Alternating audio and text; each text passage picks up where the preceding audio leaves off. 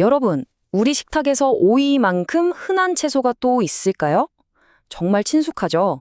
근데요, 우리가 그냥 아삭하게 먹는 이 오이 한 개를 완벽하게 길러내려면 그 뒤에 얼마나 복잡하고 정밀한 과학이 숨어 있는지 혹시 아시나요?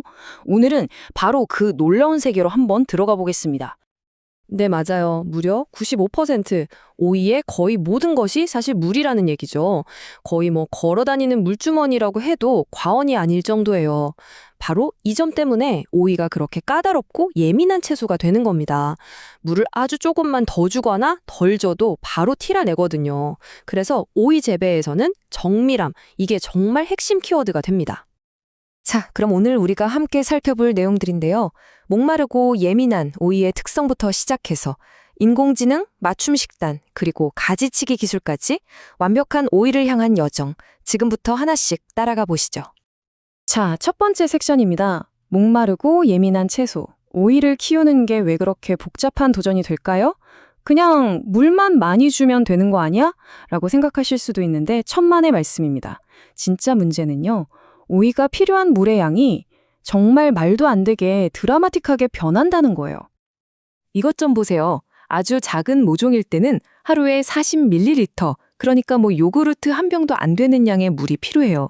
그런데 한창 자라서 열매를 맺기 시작하면 하루에 1리터가 넘는 물을 마셔야 됩니다. 이게 무려 50배 차이거든요. 이 엄청난 널뛰기를 정확하게 캐치해서 물을 주지 못하면 오이가 막 쓰거나 모양이 이상하게 뒤틀리거나 해서 상품 가치가 뚝 떨어지는 거죠.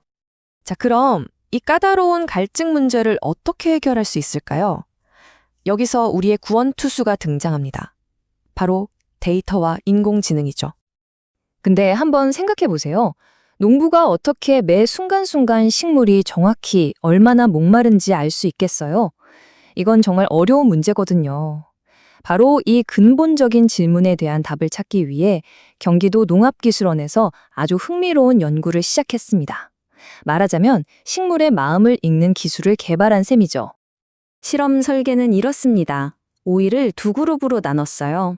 한 그룹, 그러니까 대조군은 예전 방식대로 햇빛이 얼마나 드는지, 즉 누적 일사량을 기준으로 물을 줬고요. 다른 한 그룹, 실험군은 AI를 동원했습니다. 이 똑똑한 AI가 뭘 했냐면요. 식물이 얼마나 땀을 흘리는지, 전문 용어로는 증산량이라고 하는데 이걸 실시간으로 예측해서 정말 딱 필요한 만큼만 물을 공급해 준 거예요. 이때 사용된 AI 기술이 바로 부스티드 결정 트리 알고리즘이라는 건데요. 이름은 좀 어렵죠. 그냥 식물한테 채워준 핏빛이나 애플워치 같은 거라고 생각하시면 아주 쉽습니다. 식물의 건강 상태를 24시간 내내 체크하면서 지금 물이 좀 필요하겠는데? 하고 예측해 주는 거죠. 결과가 어땠을까요? 정말 놀랍습니다.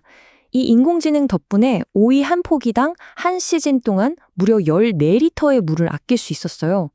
이게 한 포기당 14리터니까 수천, 수만 포기를 키우는 농장 전체로 생각하면 정말 어마어마한 양의 물을 절약한 거죠. 그런데 더 대단한 건 따로 있습니다. 물을 이렇게나 아꼈는데 수확량은 오히려 조금이지만 더 늘어났다는 거예요. 이제 뭘 의미할까요?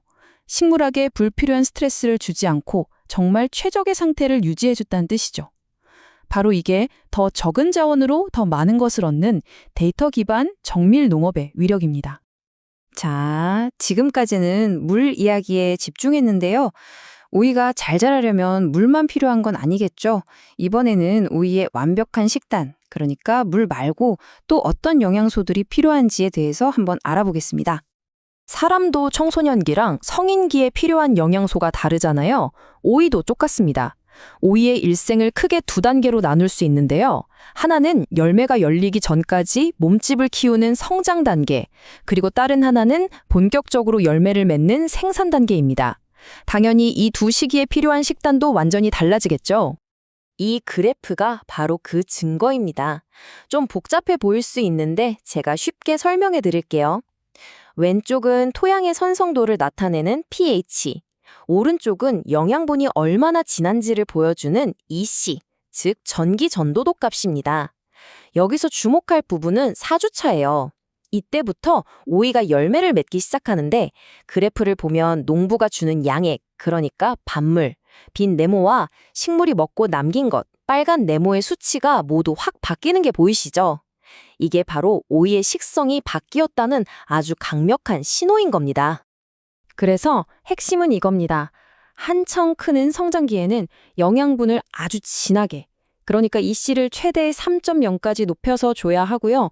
열매를 맺기 시작하면 반대로 물을 더 많이 주고 영양분 농도는 2.0에서 2.3 정도로 낮춰줘야 한다는 거죠.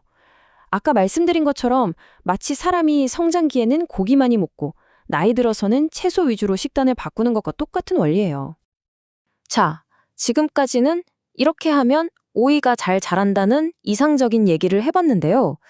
만약에 이런 정밀한 관리에 실패하면 어떻게 될까요? 지금부터는 한 농가에서 실제로 벌어졌던 안타까운 사례를 통해 그 위험성을 한번 살펴보겠습니다. 용인시의 한 농가였는데요. 농부의 말에 따르면 오이를 심고 한 30일쯤 지났을 때부터 갑자기 잎이 노래지면서 거칠어지기 시작했대요. 정말 애지중지 키웠는데 속이 많이 상했겠죠? 조사를 해보니 원인은 뜻밖의 곳에 있었습니다. 바로 토양의 전기전도도 이 씨 수치였는데요. 측정값이 무려 3.5가 나온 거예요. 혹시 기억나시나요? 아까 봤던 이상적인 수치가 2.3 정도였잖아요. 그걸 훌쩍 뛰어넘은 거죠. 이 말은 즉 흙의 염분, 그러니까 소금기가 너무 많이 쌓였다는 뜻입니다. 상황이 이렇게 되면요. 식물은 주변에 물이 아무리 많아도 뿌리로 흡수를 못해요. 마치 바닷물 한가운데서 목말라 죽는 것과 똑같은 상황이 벌어지는 겁니다. 병든 오이의 증상은 아주 명확하게 나타났습니다.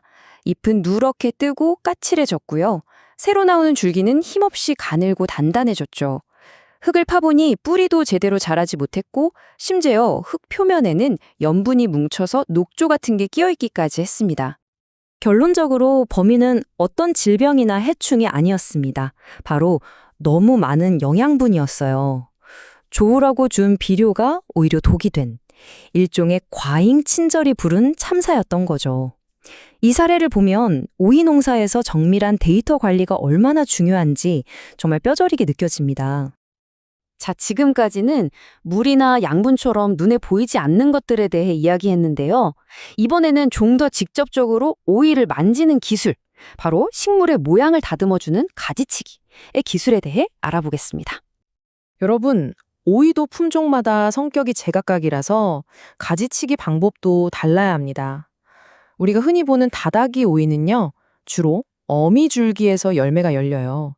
그래서 옆으로 뻗는 아들덩굴 같은 곁순들은 과감하게 잘라내서 모든 영양분을 어미줄기에 집중시켜야 합니다. 반면에 뾰족뾰족한 가시 오이는 좀 달라요. 어미줄기에서는 열매가 40에서 60% 정도밖에 안 열리거든요.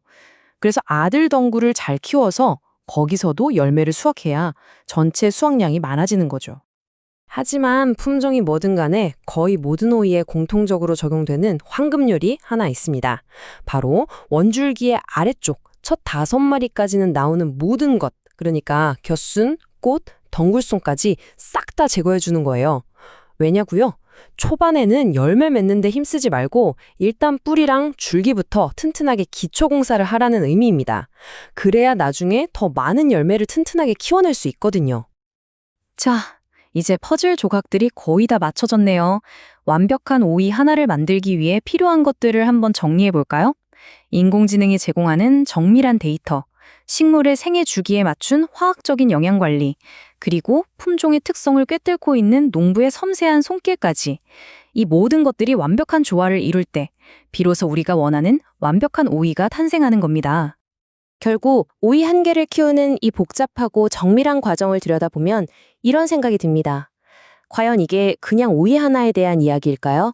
아니면 인공지능과 데이터, 그리고 인간의 기술이 어우러지는 이 모습이 앞으로 우리 식탁에 오를 모든 음식들의 미래를 보여주는 일종의 예고편은 아닐까요?